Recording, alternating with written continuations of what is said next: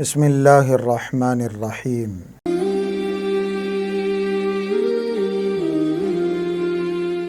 محترم ناظرین، حضور اکرم صلی اللہ علیہ وسلم کی سیرت طیبہ کے سلسلے میں یہ 22ویں ویڈیو۔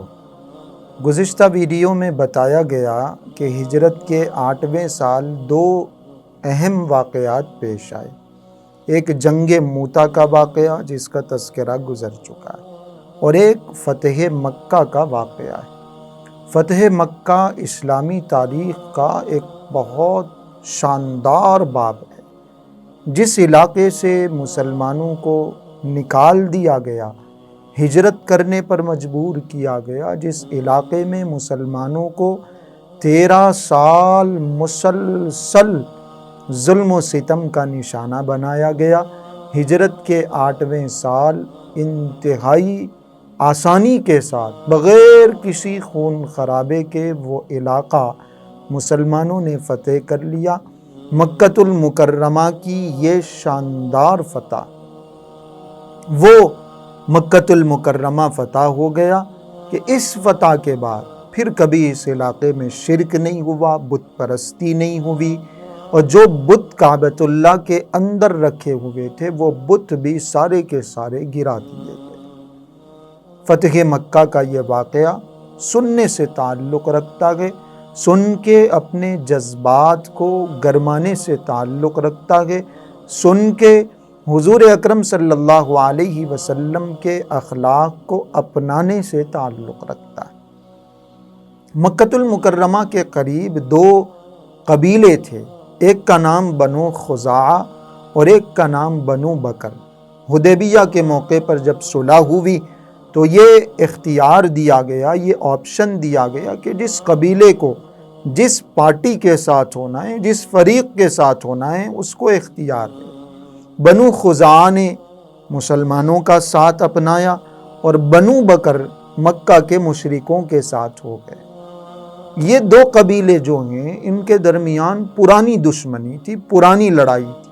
جب ہر طرف امن و امان ہو گیا، جنگ بندی ہو گئی، لڑائی ختم ہو گئی، تو بنو بکر کے لوگوں نے سوچا کہ چلو اب تو یہ لوگ تیاری میں نہیں ہیں، ہم اچانک ان پر حملہ کریں گے، اپنی پرانی لڑائیوں کا بدلہ نکالیں گے، قصہ ختم کر دیں۔ بنو بکر کے لوگوں نے اپنی پرانی لڑائی کو باقی رکھنے کے لیے، پرانی دشمنی کو نکالنے کے لیے بنو خزاعہ کے لوگوں پر اچانک حملہ کر دیا، ان کے لوگوں کو قتل کیا، حتیٰ کہ یہ لوگ حرم میں پناہ لینے پر مجبور ہو گئے، لیکن ان کو وہاں بھی نہیں چھوڑا گیا، اور اس پورے قتل و قتال میں، اس پوری لڑائی میں بنو بکر کا ساتھ مکہ کے مشرکوں نے دیا۔ حالانکہ جب لڑائی بندی ہو چکی تھی، جنگ بندی ہو چکی تھی، تو مکہ کے مشرکوں کو کم سے کم غیر جانبدار ہونا چاہیے تھا۔ ایک طرف ہم کسی کو سپورٹ نہیں کرتے، لیکن انہوں نے ہتھیار کے ذریعے سے باضابطہ بنو بکر کے لوگوں کی طرفداری کی، ان کا ساتھ دیا۔ بنو خزاعہ کے لوگ بھاگتے ہوئے حضور اکرم صلی اللہ علیہ وسلم کے پاس پہنچے، انہوں نے مدد طلب کی۔ نبی کریم صلی اللہ علیہ وسلم نے اپنا ایک قاصد مکہ مکرمہ کو روانہ فرمایا کہ پوچھ کے تو آؤ، کیا معاہدہ ختم ہو گیا؟ کیا معاہدے کو انہوں نے توڑ دیا یا کوئی غلطی ہوئی ہے؟ معافی مانگنے کے لیے تیار ہیں۔ آپ علیہ الصلاۃ والسلام نے 3 باتیں ان کے سامنے رکھی۔ یا تو جن لوگوں نے، بنو بکر کے جن افراد نے بنو خزاعہ کے لوگوں کا قتل کیا گیا، مارا گیا،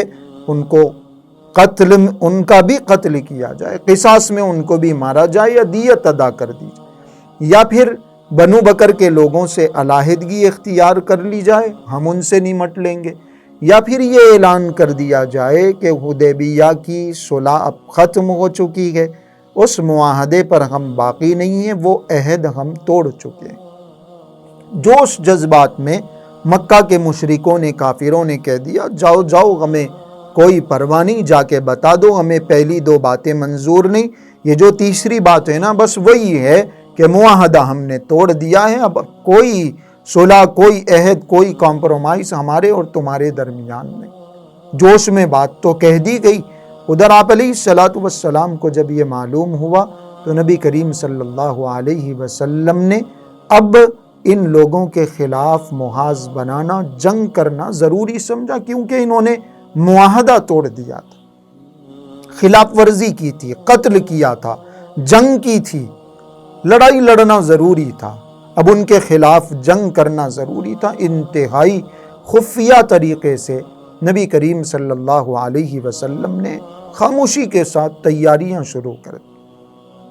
ابو سفیان کو پتہ نہیں دل میں کیسے خیال آیا کہ مسلمان تو اب حملہ کر دیں گے، ان کی طاقت تو بہت زیادہ ہو گئی ہے اور یہ مسلسل جنگوں میں مصروف ہیں اور بڑی شان و شوکت ان کی بن گئی ہے۔ فوراً بھاگتا دوڑتا ابو سفیان مدینہ منورہ آیا اور اس نے کہنے کی بار بار کوشش کی کہ نہیں وہ بات جلدی میں نکل گئی تھی، ہم معاہدے پر باقی ہیں، ہم اس صلح کو باقی رکھیں گے، ہم اس عہد کو توڑیں گے نہیں۔ لیکن تیر چونکہ کمان سے نکل چکا تھا، اب کوئی اعتبار نہیں تھا۔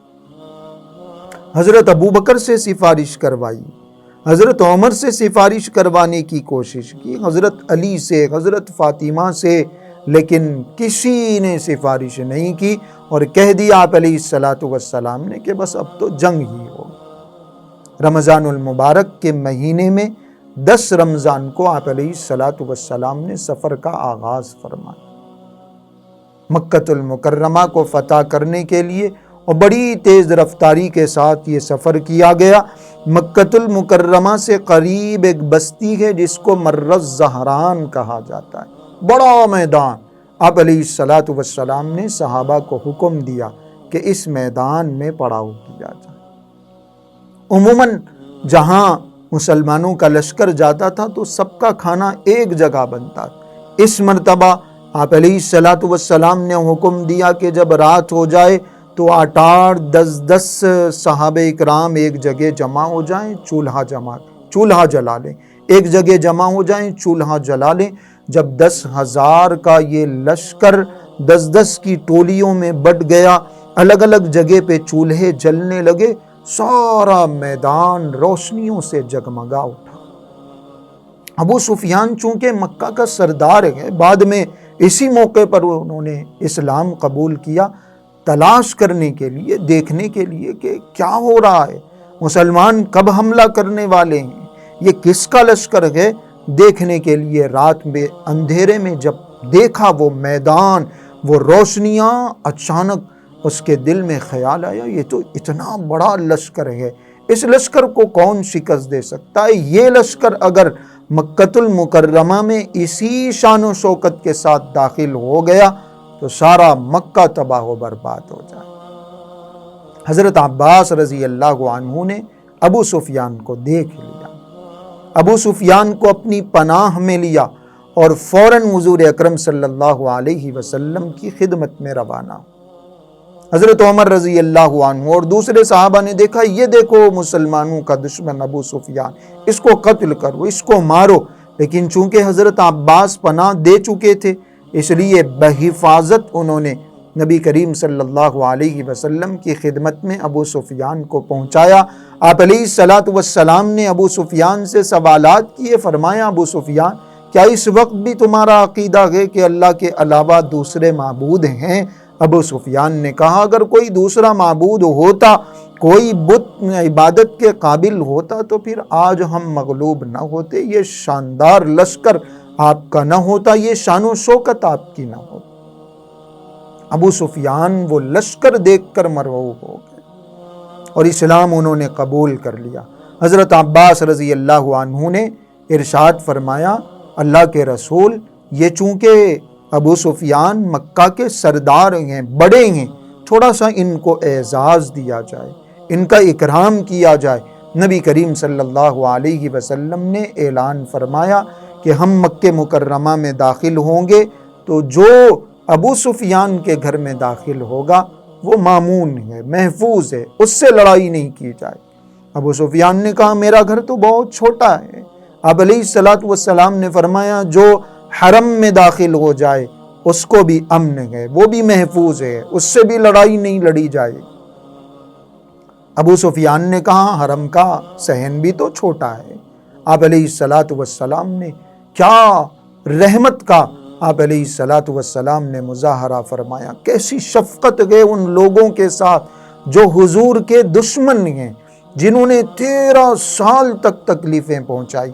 آپ علیہ الصلاۃ والسلام نے ارشاد فرمایا جو اپنے گھر کا دروازہ بند کر لے وہ بھی مامون ہے، محفوظ ہے، اس سے بھی لڑائی نہیں لڑی جائے۔ پرانی دشمنیاں اپنی جگہ، تمہارا ستم اپنی جگہ، تمہاری تکلیفیں اپنی جگہ، لیکن جو ابو سفیان کے گھر میں داخل ہو جائے وہ محفوظ ہے، جو حرم میں داخل ہو جائے وہ محفوظ ہے، جو اپنے گھر کا دروازہ بند کر لے وہ محفوظ ہے۔ یہ اعلان آپ علیہ الصلاۃ والسلام نے کیا فتح مکہ کے موقع۔